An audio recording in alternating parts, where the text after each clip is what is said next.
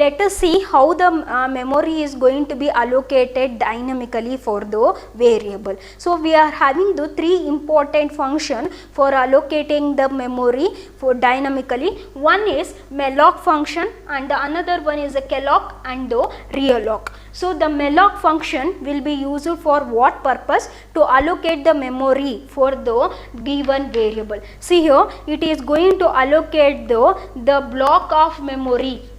It is going to allocate the block of memory. It is going to allocate the block of memory for the given variable. Now suppose for example I am going to consider the variable int a. Now I am going to likes to allocate the memory for the variable a dynamically. I am going to make use of the malloc function. So within that I have to specify how many bytes of memory I likes to allocate for the variable a. So in that cases I am going to specify the 5 into size of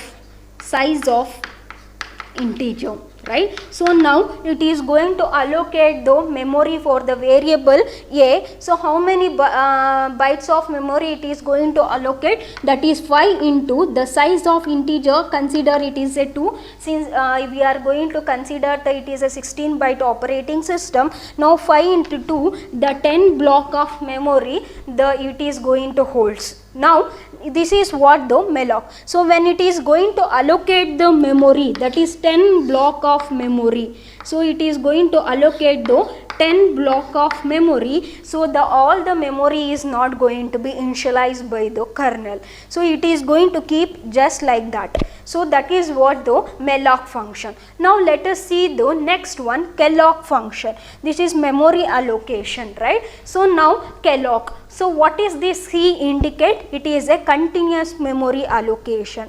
Now continuous memory allocation, it is going to allocate the memory for the block with the specified size. See here, it is going to allocate the memory for the number of object. For each object it is going to specify the size. Now in the another words we can say that it is going to allocate the block of memory. Each block is having the fixed size. Now let us see with the example, so how the calloc is going to be work. See here, I am going to consider the example int a. For the variable a, I am going to allocate the memory by using the calloc. A is equal to calloc function, and then first what you have to specify, how many block of memory you want, that is the 5. Then I am going to specify the size. So size of each and every block. I am going to specify the size of each block will be of int. Now I am going to consider the 5 into size of int. See here how the memory is going to be allocated. It is going to stored with the 5 block of memory. So the 5 block of memory it is going to allocate, that is 1 2 3 4 5. So that is 5 objects. Here we are consider n object, that is the how many object? 5 object. Now within this 5 object, so each and every block, each and every object is going to allocated with the specific size. So what is that size? That is 5 into size of int. Now 5 into size of int will be 2, that is 10. Now each block is going to have the 10 bytes of memory. See here, 10 bytes of memory, 10 bytes of memory, 10 bytes of memory. So this is what the differences between the malloc and the calloc. The malloc is going to allocate a block of memory, right? But here it is going to allocate the multiple block of memory. Each block is having those specific size, right? So one more difference between the malloc and the calloc is, the malloc when you are going to create, the kernel is not going to initialize, but for the calloc it is going to initialize with the zeros. See here, so it is going to initialize with the value 0.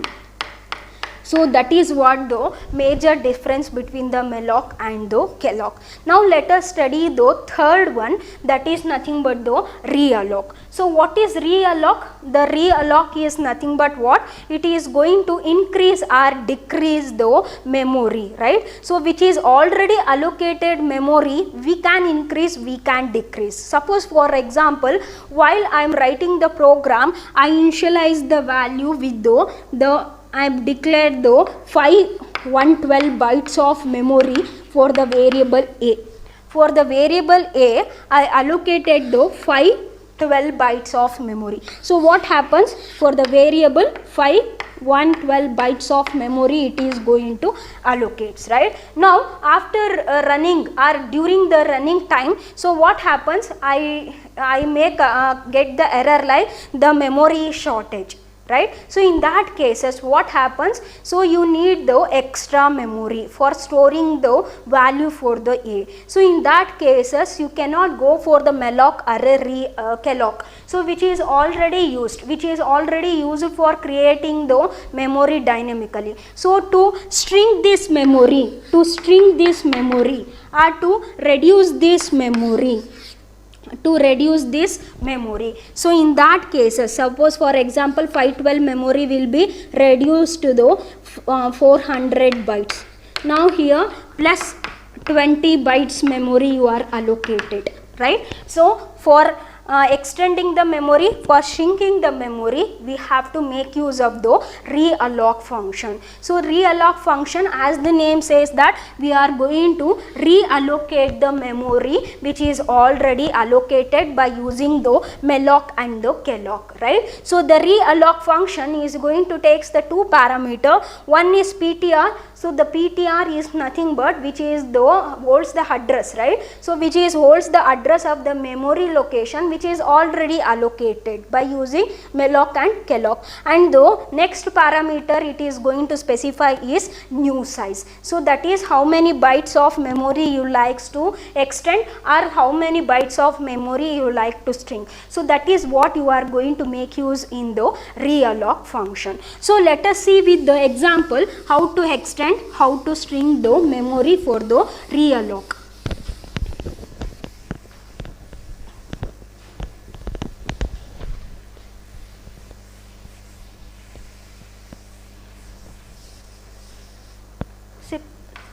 Consider I am making use of the pointer variable, that is the pointer variable I use the int star PTR.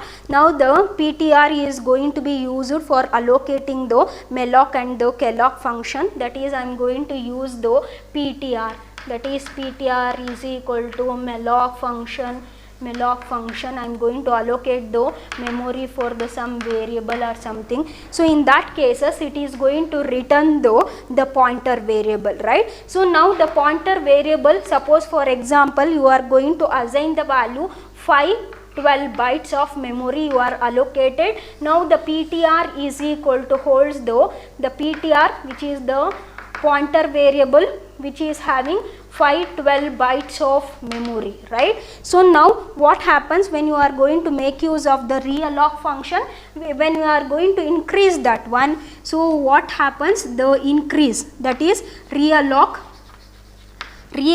the pointer you have to specify. Now the new bytes you have to specify, that is 20. Now what happens here? For the already existing PTR you are adding the extra bytes, that is 20, right? So what you have to do? So 512 into 20 or something. So or you can make use of the 512 into 2. So in that cases it is going to allocate the extra memory for the already existing one, right? So now suppose for example when you are going to allocate the memory should be continuous memory, right? So now suppose for example you are allocated the 5, in this each and everything is 512 block of memory, or you can consider the 512 block of memory bytes, and then 512 bytes, 1650 bytes, like that. So this is the consider it is a memory. Each memory is going to be divided as a block. So now the first block is contain 512 of bytes. Now the second one is 512 of bytes, and the third one is 620 bytes, right? So when you are going to make use of realloc function, so suppose for example you are going to make use of the 512 bytes which is already allocated by the variable, what, for the variable, some variable you consider a. Now you are assigning the reallocating, that is you are extending the memory, right? So in that cases what you have to do, you have to extend it with the how much, that is 512 plus 2. So how much it is, the 514, right? So 514 memory block we want. See here the first byte is already allocated. Now it will go for the second one, 512 bytes is there, but how much I required, 514, right? So in that cases it is not going to select. Now it is going for the next one, that is 620. Now since though the enough memory is there for storing the data, so what it is going to do, it is going to remove all the data which is previously allocated, and it is going to allocate the data for the a newly, that is new block of memory it is going to allocate it. So if the no space is there, so if the no space is there continuously, then it is going to find the best fit memory, then it is going to allocate the value, newly value for the variable a. So if it is suppose for example the already existing byte will be of 420. Now so consider another example, 428. So in that cases the 428 block of memory it is there. Now you are going to increase with the 20 bytes of memory.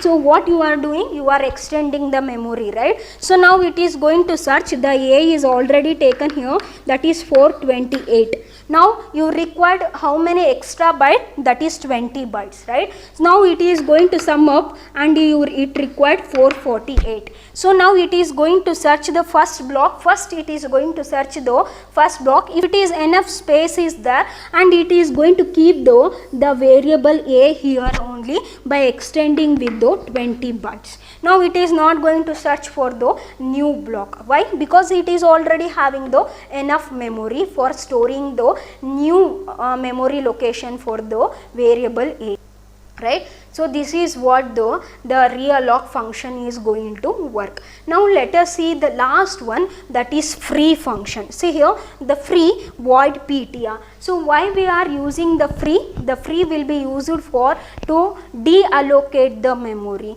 So the malloc, alloc, realloc will be used for allocating the memory. Now the free will be used for deallocating the memory which is already allocated by using the above function. So why we need to do, since it is going to allocate the memory, it is going to be allocated in which place? In the heap, right? In the heap, right? So now the heap is going to hold all the dynamic variable values, right? So now the heap is going to keep on extending it. So if you are not going to free the pointer variable which is already allocated, then the heap is going to be full, right? So in that cases it is going to give the memory full. So in that cases better to make use of the free to free the resources, that is heap resources, heap memory location. Now make use of free function and then use the ptr. Now it is going to remove all the memory which is already allocated either by using malloc, alloc, right? Now when you are going to do this, it is going to just, what it is going to do, it is going to, suppose for example the ptr is there, so it is going to have some data 4, 5, 6, 7, 8. So when it is going to fetch this statement, so it is going to remove all the data, but still the ptr is going to point to the same location, right? So to make this location to be free, completely free, then make use of the ptr assigned with the null value.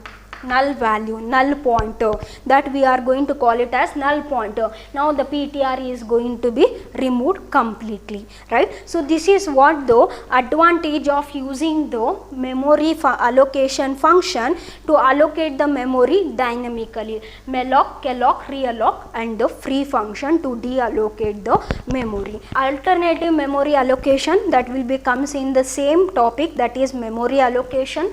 Now libmalloc will be is going to used by the Solaris Unix operating system.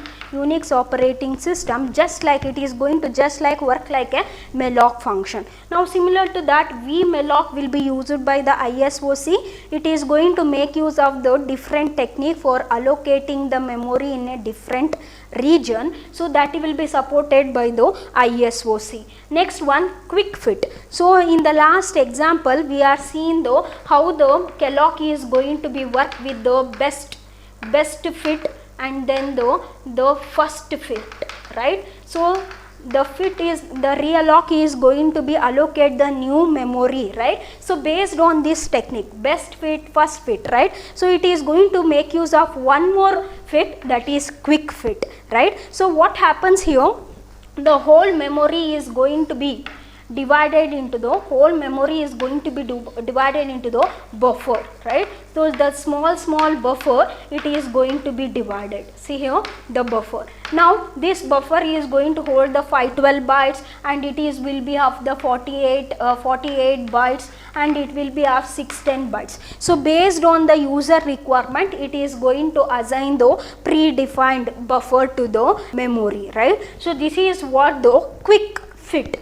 So next one is alloca. Few of the system is not going to support this alloca, so that is nothing but it is going to allocate the memory in which one. So instead of the heap, it is going to allocate the memory in the stack, right? So now the heap will be used for what purpose? To store the variable which is going to be allocated during the runtime, right? So but when you are going to, instead of using the heap, if you are using the stack, so what happens here, the stack is keep on increasing, right? So now the one advantage of using the stack is,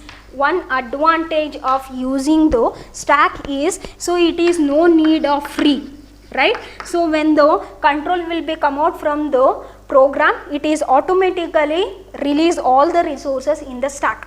So but the heap is required the free function, right? So here no need of free, it also automatically going to release the resources. So once it is going to be allocated. So next after that, here no need of garbage allocation. Next one, disadvantage of using is, so since the stack is going to be keep on the increasing towards the downside, so it is impossible to increase as much it wants. So the limitation for the stack memory will be less. So in that cases, it is going to give an error, right? So this is what the disadvantage of using the stack, but it has the advantage, right? So these are the alternative function the other Unix operating system is going to make use. Let us study the next topic, that is shared libraries, right? So we already know the C library, how the C library is going to work, right? Suppose for example, you are going to make use of the simple program #include stdio.h.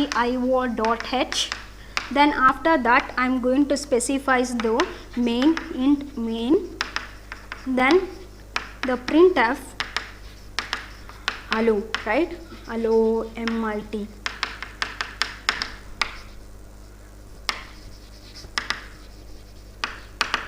This is what the program is, right? So see here, the int #include stdio.h. stdio.h is what? It is a header, right? So now this header is going to support the predefined function. See here, the printf function is what? It is a predefined function which will be used for displaying the messages for the user, right? So this function, to make this function to work, so this function is having the definition in the library, right? So all this information will be present in the library. Now suppose for example, if you are going to make use of string.h, so now if you are using the str reverse, So the str reverse is a function, so it is going to hold the information, that function definition in the string dot h header, right. So all this what is nothing but the libraries. So the library which contains the information about the string, the library which contains the information about the input output function, right.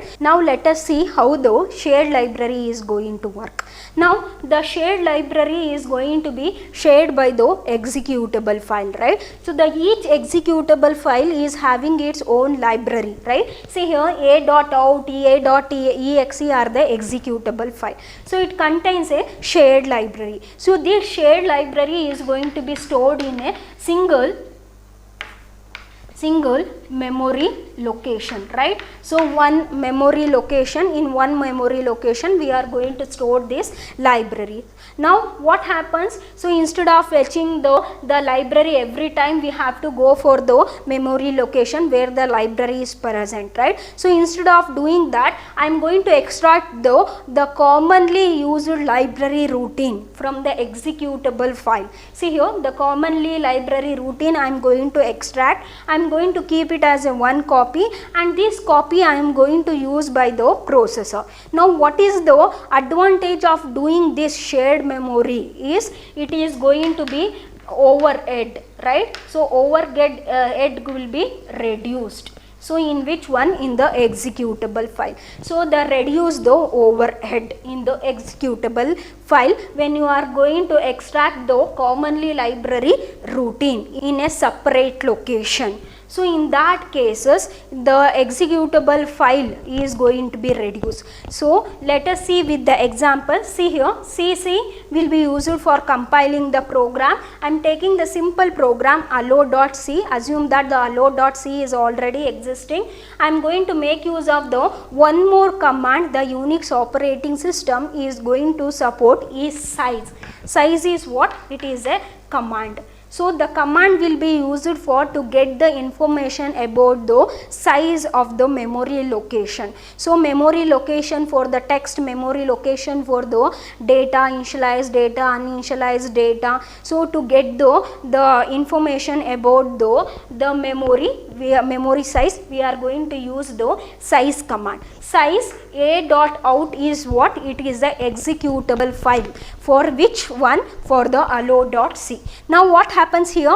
It is going to label with the different labels here. See here, the text is nothing but what? It is contains the text information. That is, as I said, in the memory layout, the text is contains what? All the commonly used APIs, we are going to keep it in a text. Suppose for example, C compiler, next the editor. So all this is what? It is a system program that we are going to keep it in the text, that is only readable format. Now data is this much. For which one? For allo.c. Now the data for the uninitialized data is 3220. Now what is this 2 is nothing but this is going to be considered as a total number of the blocks for the executable file a.out in the form of the decimal. See here, in the form of decimal and the hexadecimal. So it is going to show the total size with the decimal and the hexadecimal one. So now this one is before sharing.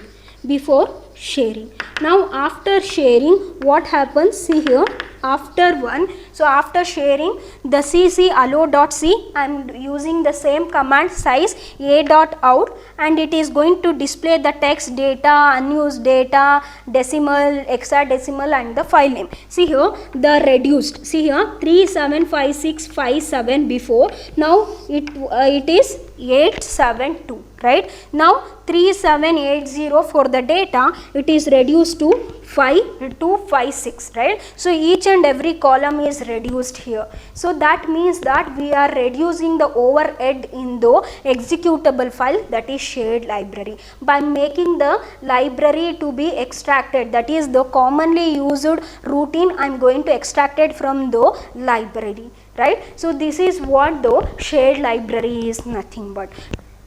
let us study the next topic, that is environment variable.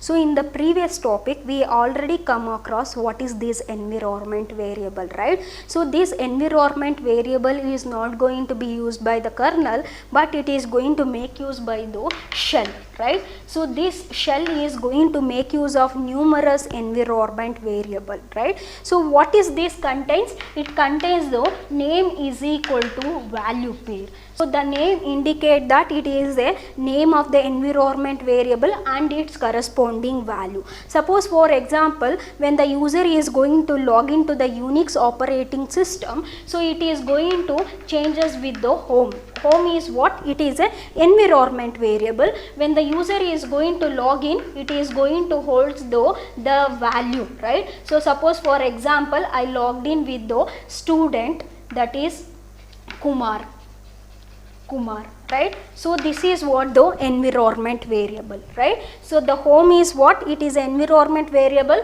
and its corresponding value, right? So now another variable I am going to take PWD. What it is? It is the present, the current working directory. So what is the current working directory? That is student, right? So now this is what the environment variable. Now similar to that, we are having so many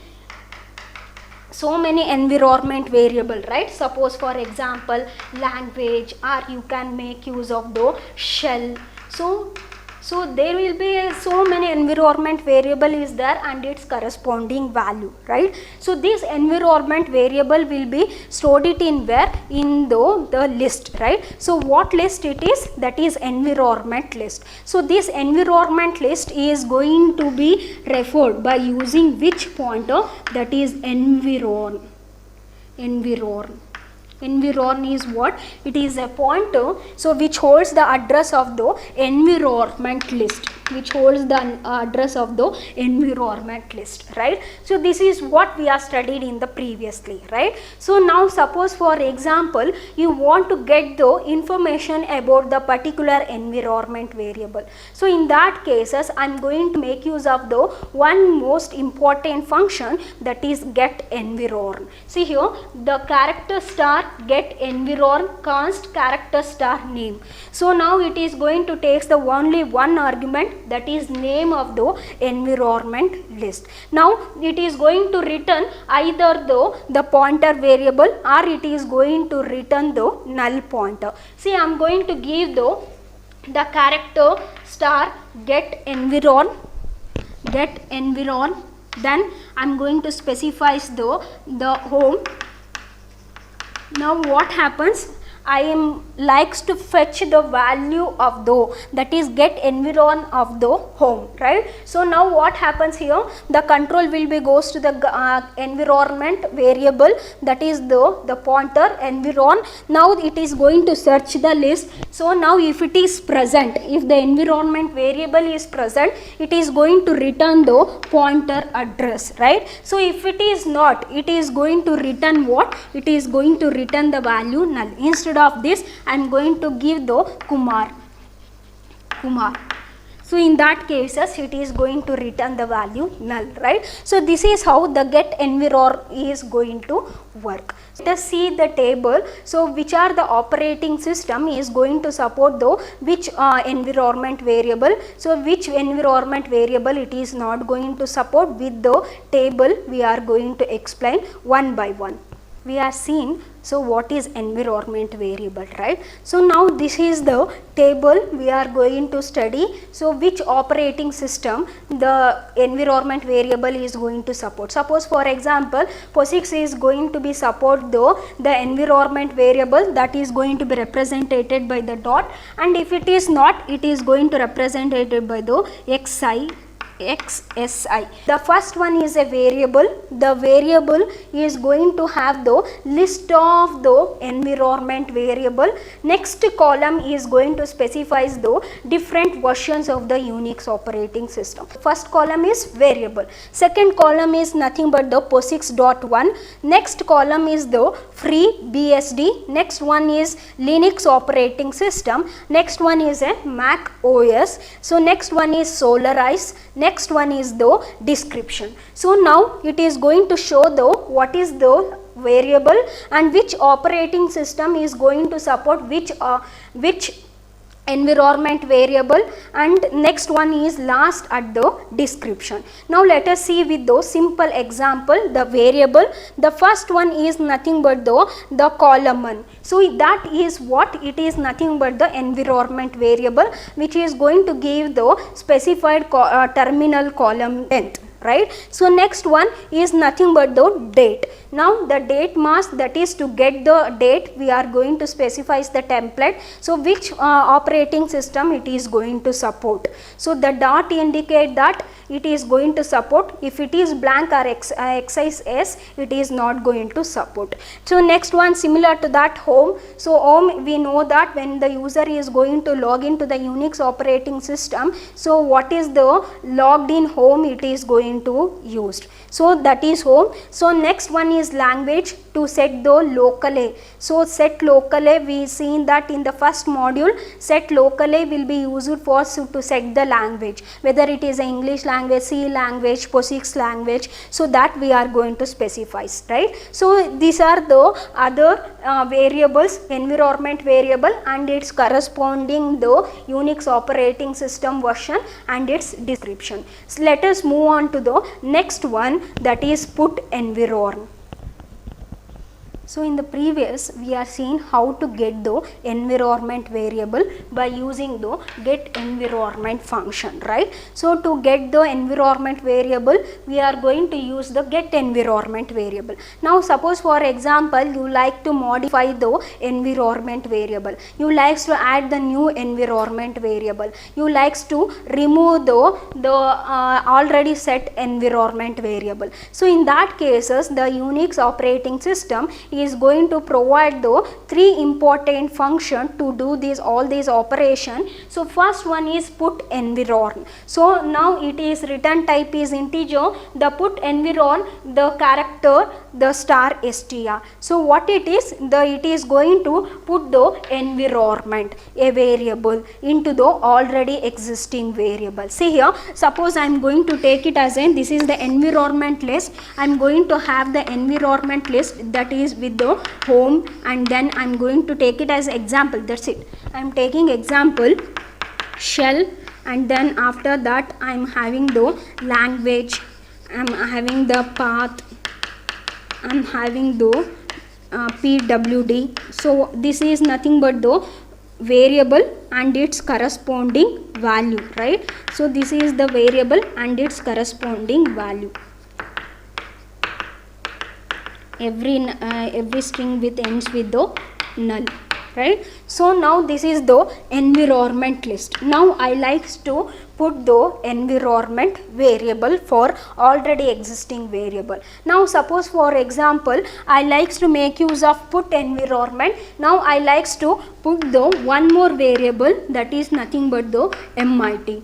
Now the MIT I like to put. Now I am going to search this environment variable whether MIT variables is already existing or not. So if it is not existing, just it is going to add at the end, that is MIT Mysore or something. You have to specify both the environment variable and its corresponding value, right. So now you are newly added the MIT. Now if it is already existing, see here, suppose for example it is already existing, I likes to give the instead of MIT I am going to specify the language. Now it is already existing. In that cases it is going to search the environment list and it is going to find that the language is already present. Now what happens, it is not going to create the again, it is going to just replace the what is the value you are given here, that is instead it is going to remove the old value and it is going to insert the new value for the environment variable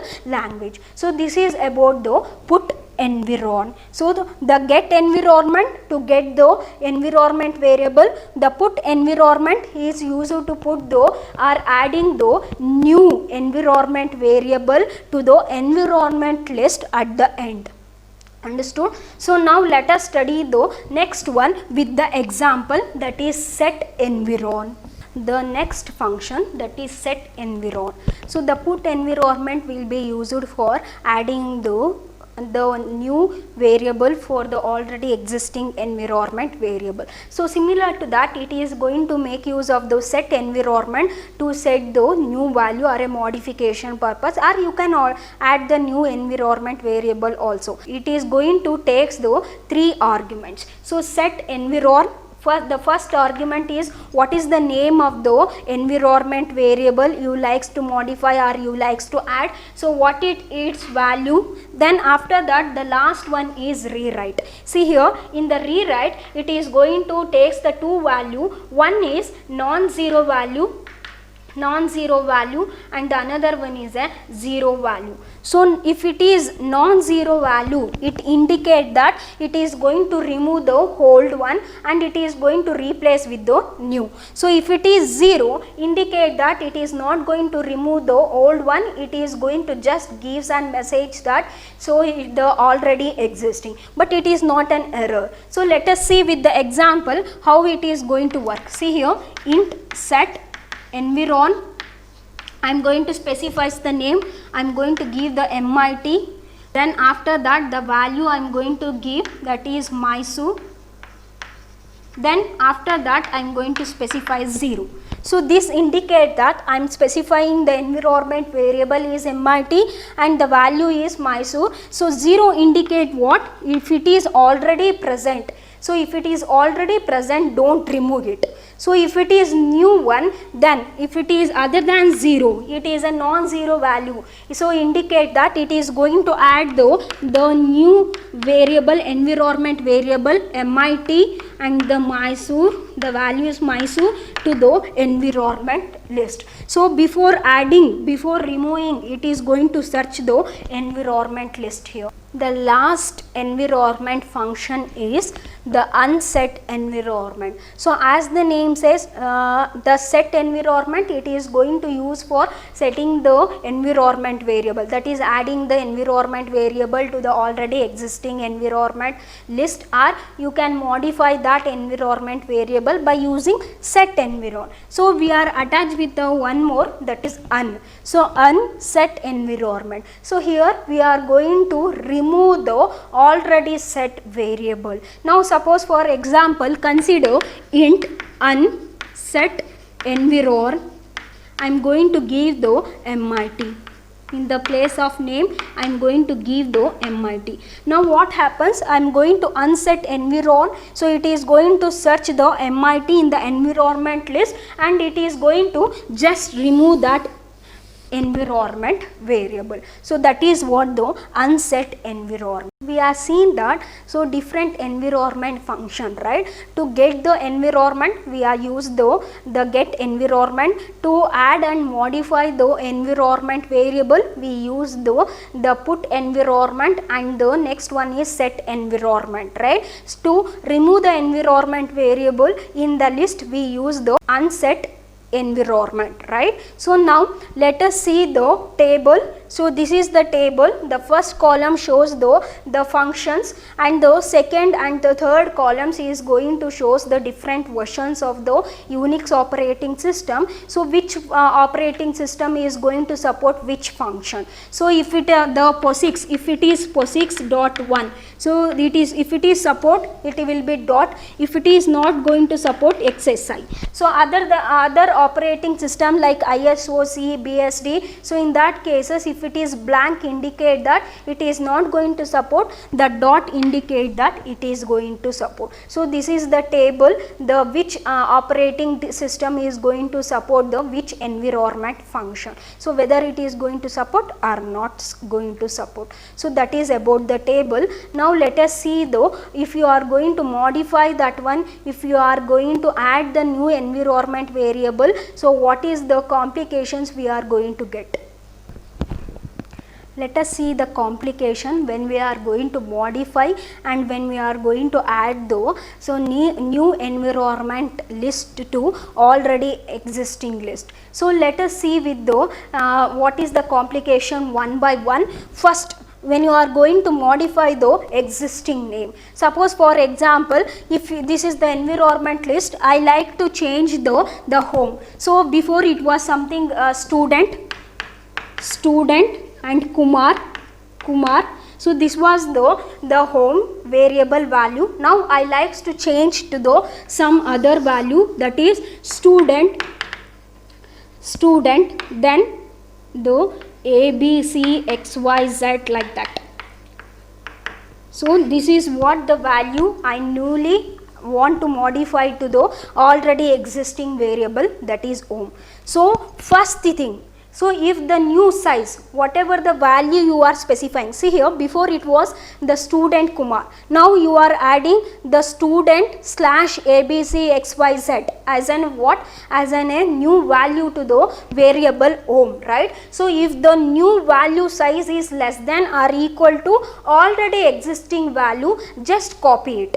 So just copy and replace the old one to the new one. But if the value, new value is greater than the already existing value, so what you have to do, you cannot modify here because it is having the limited space, right. So in that cases I am going to remove the whole thing. I am going to make use of malloc function. Here I am going to make use of malloc function. So for allocating the new memory in the environment list, so now it is going to store with the variable, that is student, new value, that is A, B, C, X, Y, Z, 1, 2, 3, like that.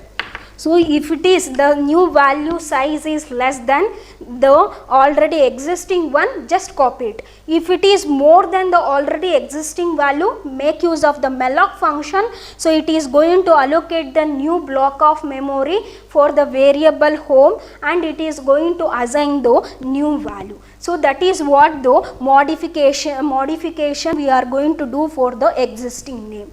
This is what the complication we are going to come across. Next one, the last one is adding a new name. So we are seeing that to add the new name, we are going to make use of the set environ function, right. We need to give the value for the name, value and the remarks, right. So now here the adding the new name, if you are adding for the first time, see here, suppose for example you are using set environ, you are adding the first time MIT and the value is a Mysore and it is a remark with the 0. So if it is first time, so then what happens, the malloc function is going to be used to allocate the memory at the end. At the end it is going to allocate the memory MIT and it is going to store the value Mysore in it. So the malloc function is used. So it is that is what the first case, that is if it is first time you are adding the new environment list to the already existing one, so then you have to make use of malloc function and you have to assign the MIT, that is the variable environment variable MIT at the end of the environment list. Now second case, so if it is not the first time, if this isn't the first time, so it is, you have already added that one, so you have to do the modification. So in that cases you have to make use of realloc function. Realloc function. Hope you know how the realloc function is going to work. So if the enough memory space is there, it is going to fit there only. Continuous memory is there, it is going to fit there only. If it is not, so the entire old data will be copied and it will be stored it into the new block. So that is what the realloc. So these are the two complications we are going to come across while adding or modifying the environment variable which is already present in the environment list. So this is what the environment list. So next class we are going to continue with the next topics. Thank you all.